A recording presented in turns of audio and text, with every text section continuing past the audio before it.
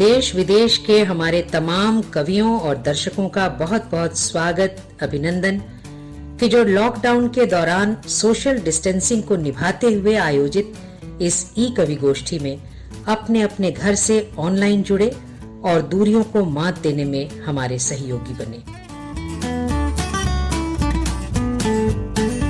हम दुआ करते हैं कि दुनिया जल्दी से जल्दी पाबंदियों के दौर से सकुशल बाहर आए और मुलाकातों का सिलसिला फिर से कायम हो। इसी कामना के साथ प्रस्तुत है फासलों के दरमियान का नया अंक।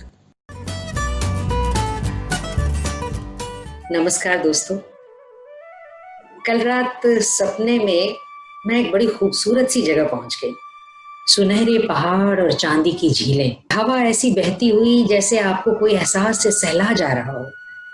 इतना खूबसूरत सा मंजर और बेहतरीन एहसास, लेकिन सपना तो सपना होता है। थोड़ी सी देर में नींद खुल गई। मैं उस सपने से बाहर तो निकल आई, या यूं कहिए कि मेरी नींद तो खुल गई, मगर मैं सपने से बाहर नहीं आ पाई। तो मुझे ऐसा लगा कि जिंदगी में सपने भी कितने जरूरी होते हैं। वो सपने जिसमें आप अपने मन की चीजों को जी लेते हैं। हकीकत में कई बार वो आपके हाथ नहीं आती, मगर सपने में वो बहुत करीब से आपको जिंदगी दे जाती है जिसे आप जीना चाहते हैं।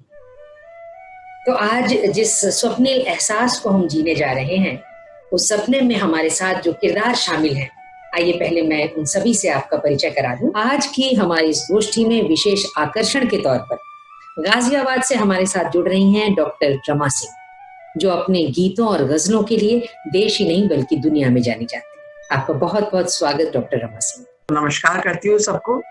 दिल्ली से ही हमारे बीच हैं अक्षरों को स्वर्ण की तरह गढ़ने में माहिर चित्रकार और शब्दकार हर्षवर्धन आर्य। बहुत बहुत नमस्ते। जिंदगी में आत्मविश्वास के साथ कैसे बढ़ा जाए, अपनी बात को कैसे कहा जाए, इसका प्रशिक्षण जो दे रही हैं हमारे बीच हैं कामना मिश्र। हम उनका भी स्वागत करते हैं। नमस्कार। और सपनों और हकीकत के बीच की दूरी को पाटने मैं आपके साथ अलका सिन्हा इस फासलों के दरमियान में आपका बहुत बहुत स्वागत करती हूँ। सपनों की जो ये दुनिया है, ये सचमुच बेहद खूबसूरत होती है। कई बार मन में ये ख्याल आता है कि सपना होता क्या है, जो हम जीना चाहते हैं या जिसे हम जी चुकते हैं। तो इन दोनों के बीच की जो कश्मकश है, कविता शायद उसी का एक अनुवाद है, उसी का एक ट्रांसलेशन है। तो मैं सबसे पहले उसी अनुवाद को प्रस्तुत करने के लिए, उसी को एक नई बोली के साथ प्रस्तुत करने के लिए बुलाना चाहती हूँ कामना मिश्रा को। नमस्कार। मैं बहुत आभारी हूँ अलका मैम की कि मुझे उन्होंने ये मंच दिया और अपने आप को प्रस्तुत करने का एक अवसर प्रदान किया। शब्द विषय के ऊपर बोलना चाहती हूँ, क्योंकि शब्दों से ही वाक्य बनते हैं, वाक्य से ही हम अपने भाव व्यक्त करते हैं। उसी से कविता, गीत, गजल, मुक्तक सभी कुछ शब्दों से ही निर्मित होता है। तो मैं अपनी आरंभ करती हूँ कविता, जिसका विषय है शब्द। स्वागत। मैं शब्द हूँ, तू लफ्ज है, मैं अक्षर अक्षर तुझे पढ़ती हूँ, तू हर्फ हर्फ मुझे पढ़ता है।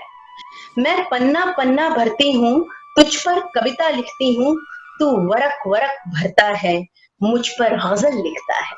वरक भी उर्दू में पन्ना को ही कहते हैं। मैं पन्ना पन्ना भरती हूँ, तुझ पर कविता लिखती हूँ, तू वरक वरक भरता है, मुझ पर गजल लिखता है। मैं हिंदी हूँ, तू उर्दू है। मैं हिंदी हूँ, तू उर्दू है। मैं तुझसे प्रेम करती हूँ, तू मुझसे इश्क करता है। मैं तुझसे प्रेम करती हूँ, तू मुझसे इश्क करता है। हिंदी उर्दू ने मिलकर, हिंदी उर्दू ने मिलकर गंगा जमुनी तहजीब को जिंदा रखा है। आओ हम एक हो जाएं, इस दूरी में क्या रखा है। वाह। मिलकर गीत मिलन कर गाएं, माँ शारदे के चरणों में पुष्प चढ़ाएं, माँ शारदे के चरणों में पुष्प चढ़ाएं। मैं भी सुंदर, तो भी खूबसूरत दिखता है। मैं एक शब्द अधूरा, मैं एक शब्द अधूरा, तू एक लफ्ज अधूरा लगता है।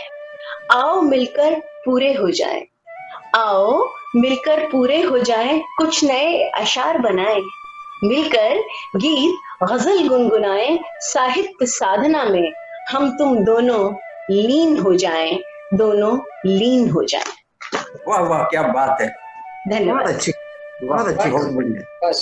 एक कविता है, वो महिलाओं के ऊपर, मैं महिला प्रधान काफी लिखती हूँ, उस पे है, थोड़ी सी सुनाऊंगी। मैं कौन हूँ? तुम्हें प्रेम करना किसने सिखाया? ममता की वो मूर्ति, वो माँ मैं ही हूँ। तुम्हें मम्मी पापा की हर शिकायत से किसने बचाया? वो बहन, वो दीदी भी मैं ही हूँ। तुम्हें पढ़ा लिखा के सभ्य, सुशील, सुशिक्षित व्यक्ति किसने बनाया? वो अध्यापिका, वो शिक्षिका, वो टीचर भी मैं ही हूँ। तुम्हें प्रेम करना, मोहब्बत करना, प्रेम पत्र लिखना किसने सिखाया? वो अनजानी सी लड़की, वो प्रेमिका, वो महबूबा भी मैं ही हूँ। मांग सजाकर डोली से तुम्हारे घर आंगन आने वाली, करवा चौथ का व्रत रखते तुम्हें इंसान से भगवान का दर्जा दिलाने वाली वो अर्धांगिनी, वो धर्मपत्नी भी मैं ही हूँ।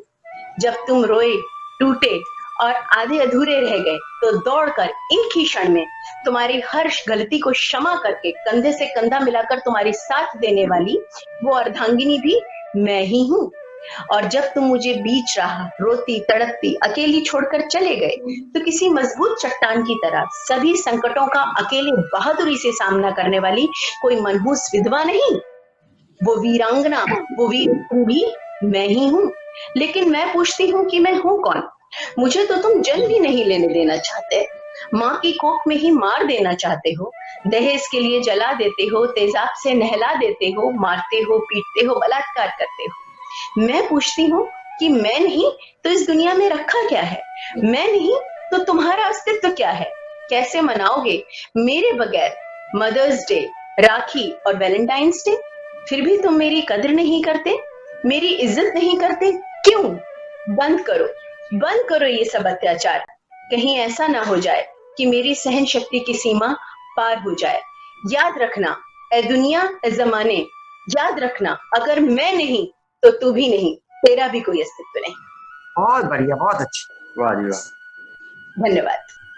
संबंधों की जो सुंदर रूपरेखा अभी कामना ने रखी, हम सभी उसको जीना चाहते हैं और इन संबंधों के भीतर जो एक संवेदना का जो रस है, लगातार उस रस से सिक्त रहती हैं जिनकी रचनाएं, वो हैं हर्षवर्धन आर्य।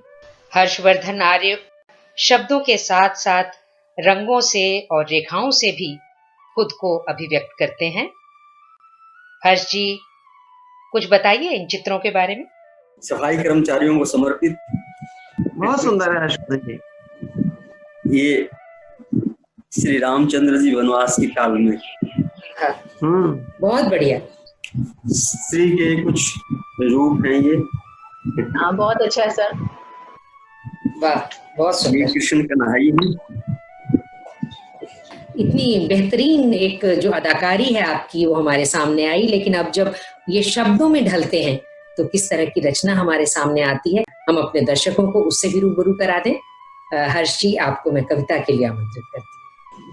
अलका जी का मैं हार्दिक आभार व्यक्त करता हूँ और इसके लिए मैं बिटिया शार्दुल का तो हृदय से आभार व्यक्त करता हूँ और उसे असीम आशीर्वाद भी देता हूँ।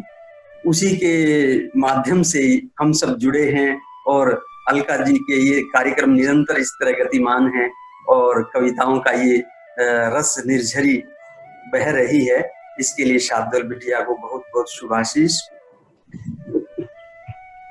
तो बेटियों के नाम चंद पंक्तियां हैं। हौसला देकर तो देखो, हौसला देकर तो देखो, सीढ़ियां चढ़ जाएंगी, ज्ञान का दीपक जलाने क्षितिज तक बढ़ जाएंगी। बेटियों को भूल कर भी बोझ मत सोचो कभी, बेटियां जो पढ़ गई तो पीढ़ियां पढ़ जाएंगी, बेटियां जो पढ़ गई तो पीढ़ियां पढ़ जाएंगी। और नन्ही बेटी जिस घर में है, बेटी की किलकारी अपने आप में एक उत्सव है। बेटी एक खिलौना नन्ही सी गुड़िया, आंगन की किलकारी चहके ज्यों चिड़िया, सुख में दुख में हरदम साथ निभाती है, हर लेती दुख सारे जादू की पुड़िया, हर लेती दुख सारे जादू की पुड़िया। वाह वाह। जहाँ बेटी का जिक्र है तो सहज ही माँ का जिक्र अपने आप आ जाता है। और माँ की गोदी क्या होती है, ये चंद पंक्तियों में आपके समक्ष प्रस्तुत करता हूँ। स्वागत। सौंधी सौंधी माटी की खुशबू जैसी गोदी माँ की, ज्यों ओजोन परत धरती की है वैसी गोदी माँ की। क्या बात है। उठना चलना गिरना उठना फिर हंसकर आगे बढ़ना, जीवन की शाला हो जैसे है वैसी गोदी माँ की। जीवन की शाला हो जैसे है वैसी गोदी माँ की। बहुत माँ पर समर्पित ये पंक्ति थी मेरी। और अब क्योंकि स्वप्नों का जिक्र किया, तो एक स्वप्न जैसी रचना चांद पर केंद्रित है। रही चांदनी नाच धरा पर दूर गगन में प्यारा चांद, रही चांदनी नाच धरा पर दूर गगन में प्यारा चांद, पूर्व से पश्चिम तक उसको खोज रहा बेचारा चांद। रात चांदनी में शर्मा कर प्रेसी छत से लौट गई, रात चांदनी में शर्मा कर प्रेसी छत से लौट गई, प्रेमी की आंखों में उस दिन रोड़े जैसा रड़का चांद। महलों ने जिन झोपड़ियों के स्वप्न आग में झोंक दिए, उन झुलसी झुलसी पलकों में आंसू बनकर बहता चांद। दर्द जमाने का देखा तो शबनम बनकर बरस गया, फूट फूट बच्चे सा रोया सारी रात अकेला चांद। क्या बात है। कभी मंदिर के कलश से निकला, कभी मस्जिद के गुंबद से, मैं सबका हूँ सब मेरे हैं यही संदेशा देता चांद। बेमिसाल। परियों जैसी नन्ही बेटी बड़ी वक्त के साथ हुई, उसकी शादी की चिंता में मेरे संग संग जागा चांद, उसकी शादी की चिंता में मेरे संग संग जागा चांद। जब जब हुआ हताश वक्त से अंधियारे से घबराया, तब माँ लेकर यूं बोली तू तो मेरा प्यारा चांद। और चंद्रयान ने भेज चांद के चित्र राज सब खोल दिए, प्रेमी प्रेसी से कहे कैसे तेरा चेहरा लगता चांद। बहुत अच्छे, बहुत अच्छे, बहुत अच्छे, बहुत ही अच्छा। देखिए हर्ष जी, आपके नाम में ही हर्ष नहीं है, आपकी हर बात में हर्ष है।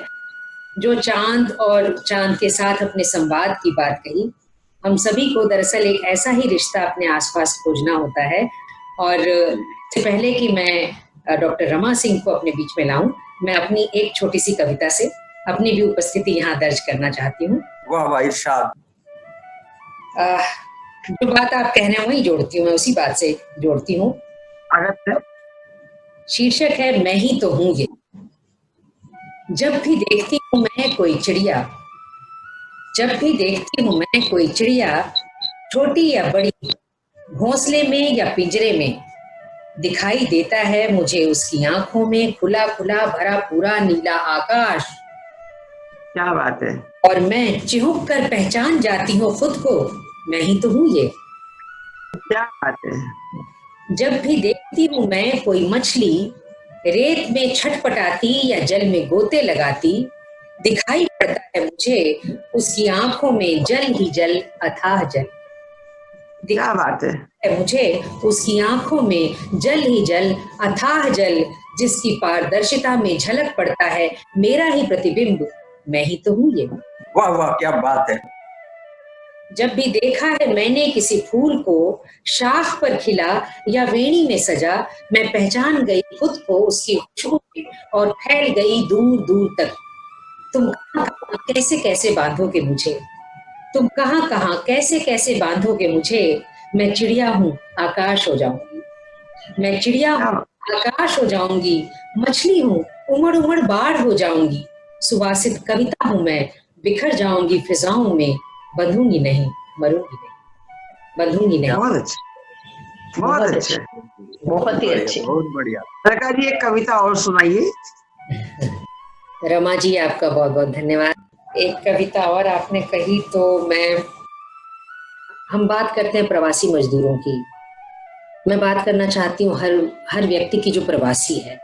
आज के समय में हम सभी अपने अपने गांव घर छोड़कर किसी दूसरी जगह पर स्थापित हो गए हैं। वो तो विस्थापन का दर्द है, वो चाहे किसी भी कारण से हो, लेकिन लगभग लगभग हम सभी के भीतर थोड़ा या ज्यादा लेकिन है। तो उसी दर्द को मैं रखना चाहती हूँ और एक तोते के बिंब का सहारा मैंने लिया है, जिसका मैं शीर्षक दे रही हूँ, मिट्ठू। वाह वाह, इरशाद। पहले खूब उड़ता था, वन वन विचरता था, हरे हरे पंखों में नीला आकाश भरता था, तिनके तिनके जोड़कर घोंसला बनाता था, मौसम के अनुसार आता था, जाता था। किसी रोज मिलता था दाना, नहीं भी मिलता था कभी, पर बेखौफ उड़ने में मिलती थी खुशी। कितना रोया था, तड़पा था, छटपटाया था, जब फंसी थी बहेलिए के जाल में जान। उसके साथ ही सिर पटकती रही धरती, फड़फड़ाता रहा आसमान। क्या बात। धरती और आसमान अब पिंजरे तक महदूद था। धरती और आसमान अब पिंजरे तक महदूद था। वाह क्या खूब था, मिट्ठू मिट्ठू कहलाने लगा, बच्चे बड़े सबका दिल बहलाने लगा। उसकी टेर पर बिट्टू ताली बजाता था, किलकारी मारता खिलखिलाता था, साहब के बोल दोहराता हुक्म बजाता, मिट्टू खुद साहब बन जाता था। मिट्टू तो नकल था, साहब असल था। ऐसे ही रोया था, तड़पा था, छटपटाया था, जब गांव छोड़कर शहर आया था। ऐसे ही रोया था, तड़पा था, छटपटाया था, जब गांव छोड़कर शहर आया था। पर बड़ी अच्छी है साहब की कंपनी, बड़ी अच्छी है साहब की कंपनी, समय से मिल जाती है तनख्वाह और बीमार पड़ने पर दवा दारू भी। जैसे कि मेम साहब नियम से रख जाती हैं मिट्ठू के लिए दाना और कटोरे में पानी। जरूरत के हिसाब से मिलती है उसे धूप और हवा, और अब बिल्ली के डर से भी अब वह नहीं होता है परेशान। बिल्ली के डर से भी अब वह नहीं होता है परेशान, मालकिन की ड्यूटी है, रखती है ध्यान। तो कितनी अच्छी है मालकिन, खोल भी देती है पिंजरा कभी। कितनी अच्छी है मालकिन, खोल भी देती है पिंजरा कभी। पर अब मिट्ठू को नहीं ललचाता है आसमान। अब मिट्ठू को नहीं ललचाता है आसमान, पिंजरे में ही दिखता है उसे घर परिवार। मिट्ठू दौड़कर पिंजरे में वापस लौट आता है। ठीक भी तो है, इतनी सुविधाओं को छोड़कर गांव कौन जाता है, इतनी सुविधाओं को छोड़कर गांव कौन जाता है। वाह अलका जी, बहुत बहुत बधाई। लाजवाब, बहुत ही सुंदर, लाजवाब। बहुत बहुत धन्यवाद आप सभी का। और वो स्वप्न की बात जो मैं कह रही थी, वो शायद इसी तरह की एक कसमसाहट होती है जो बार बार कभी आपके ख्वाब में आती है तो कभी आपकी रचनाओं में निकल कर आती है। ख्वाब और रचना का आपस में बहुत गहरा संबंध है, शायद इसीलिए आज ये दोनों आपस में तालमेल करते हुए मेरी आंखों के सामने आ गए। अब मैं अपनी बात को लेकर चलना चाहती हूँ एक ऐसी कवित्री, एक ऐसी रचनाकार के पास जिन्होंने अपना समूचा जीवन अध्ययन और अध्यापन में लगा दिया। अपने लेखन में अपने आप को इतना समर्पित कर दिया कि गीत और गजल ही जिनकी कहानी हो गई जिंदगी की। और अपने देश में ही नहीं बल्कि दुनिया भर में जिन्होंने अपनी रचनाओं से खूब खूब नाम कमाया। आज फासलों के दरमियान में हमारे बीच डॉक्टर रमा सिंह हैं।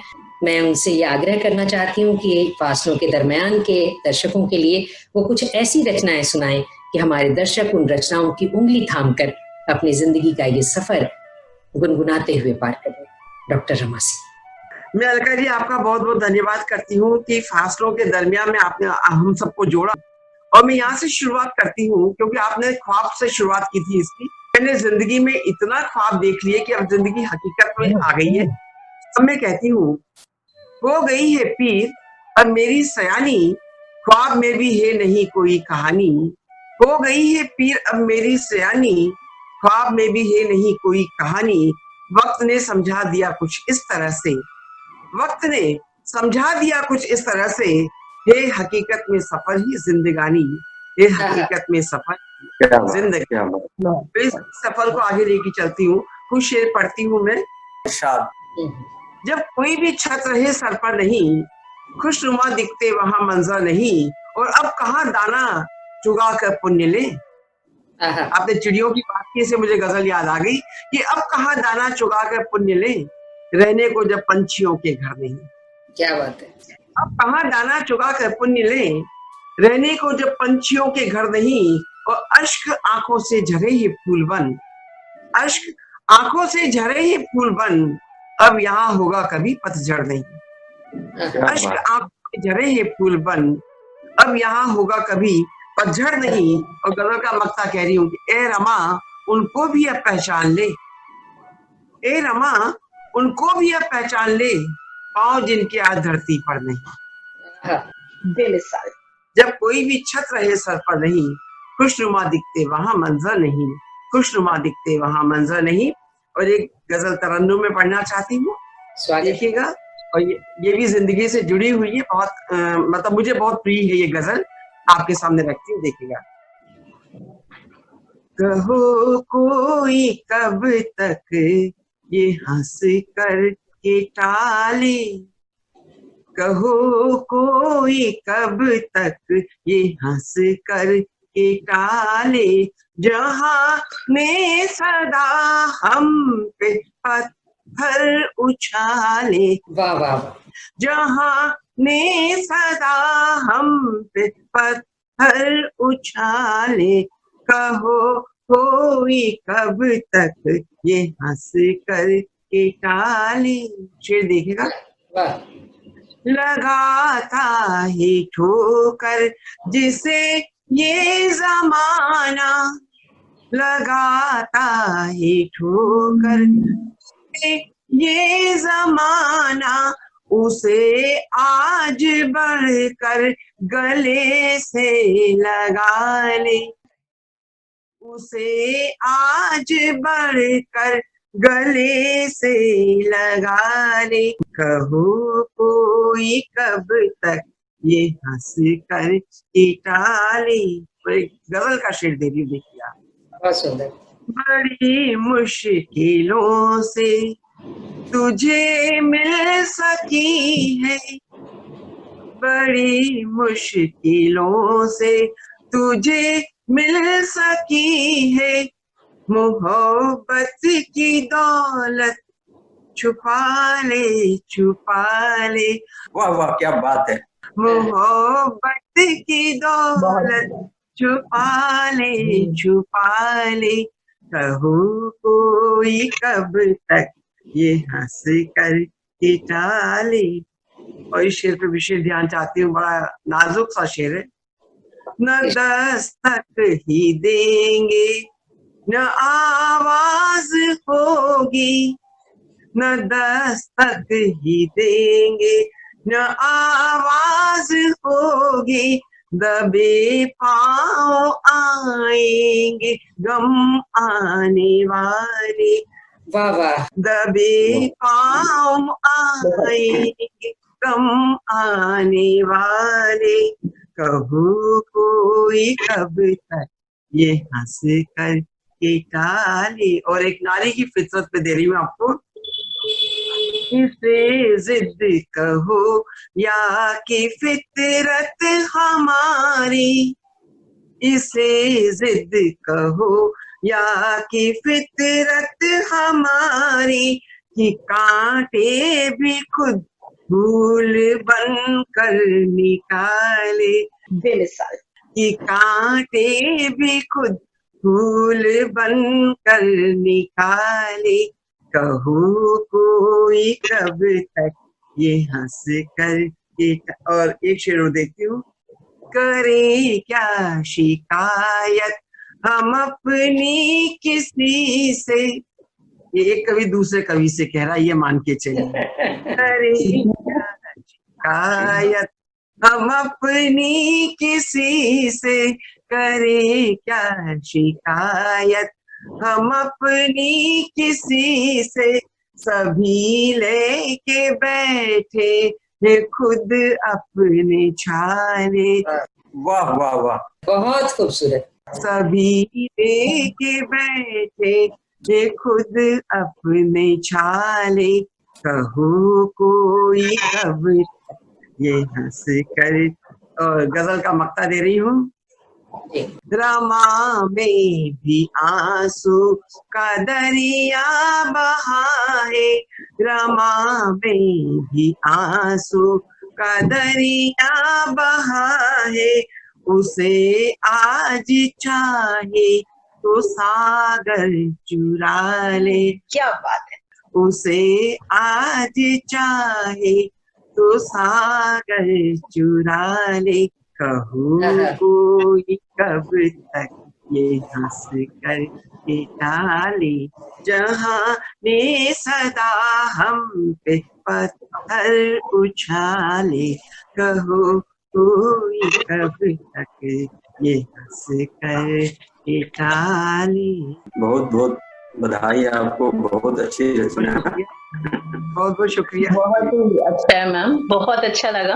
बहुत ही मतलब हकीकत की बात है, ये बड़ी सही बात है कि कहाँ जाकर रोए हम, सबके पास अपने दर्द और अपने छाले हैं।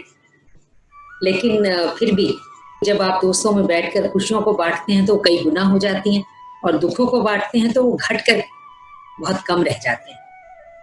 अगर मैं अपनी बात कहूँ तो मुझे मेरी खुशियां तब बहुत बढ़ जाती हैं जब मैं आपके कमेंट्स पढ़ती हूँ, आप लोगों से मेरा संवाद होता है। फासलों के दरमियान के हम उस चरण में आ पहुंचे हैं जहां एक कमेंट मैं आपके लिए पढ़ना चाहती हूँ, और वो है विष्णु ढींगरा लिखते हैं, फासलों के दरमियान का 12वां अंक सुना, लगा जैसे आपसे साक्षात्कार हो गया हो। अत्यंत सुंदर अंक के लिए आपको बहुत बहुत साधुवाद। मान्यवर विनयशील जी के काव्य पाठ की पंक्तियां, जर्रे जर्रे में वो जर्रा जर्रा उसका है, मन को छू गई। बहन रंजना अग्रवाल जी की पंक्तियां, लक्ष्य का मिलना कठिन है पर असंभव तो नहीं, उनके दृढ़ निश्चय का प्रतीक है। तो उन्हीं की पंक्तियां, आओ दो पल जी लें, सुख के आगे क्या है आओ बूझें, तो जीवन के रहस्यों की परतें खोलती नजर आईं। अलका जी, पता लिखा पोस्टकार्ड जो आपको मिला बयान कर गया बहुत कुछ। वाह क्या बात है।